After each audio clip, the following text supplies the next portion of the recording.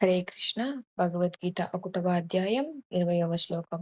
అత వ్యవస్థితాన్ దృష్ట్వా ధార్తరాష్ట్రాన్ కపిధ్వజః ప్రవృత్తే శాస్త్ర సంపాతే ధనురుద్యమ్య పాండవః ఋషికేశం తదా వాక్యం ఇదామాహ మహీపతే.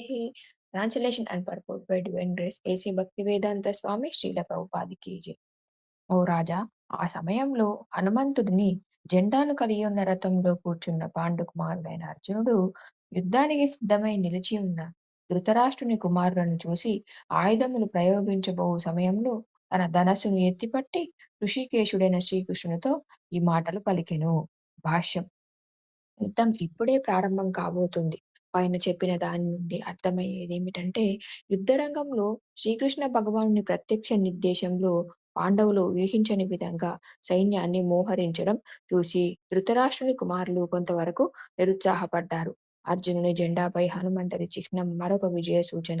ఎందుకంటే రామరావణ యుద్ధంలో హనుమంతుడు శ్రీరామునికి సహకరించాడు మరియు శ్రీరాముడు విజయం సాధించాడు. ఇప్పుడు రాముడు మరియు హనుమంతుడు ఇద్దరు అర్జునునికి సహాయం చేయడానికి అతని రథంపై ఉన్నారు.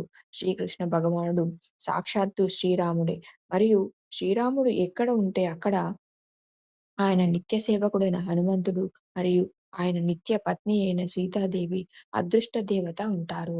కాబట్టి అర్జునుడు ఏ శత్రువులకు భయపడవలసిన అవసరం లేదు. అన్నింటికంటే ముఖ్యంగా ఇంద్రియాలకు అధిపతి అయిన శ్రీకృష్ణ భగవానుడు స్వయంగా అతనికి దిశానిర్దేశం చేయడానికి అక్కడ ఉన్నాడు. ఆ విధంగా యుద్ధాన్ని నిర్వహించే విషయంలో అర్జునుడికి అన్ని శుభ సలహాల అందుబాటులో ఉన్నాయి. తన నిత్య భక్తుని కోసం భగవంతుడు ఏర్పాటు చేసిన ఇటువంటి శుభ పరిస్థితులలో నిశ్చయమైన విజయానికి సంకేతాలు ఉన్నాయి.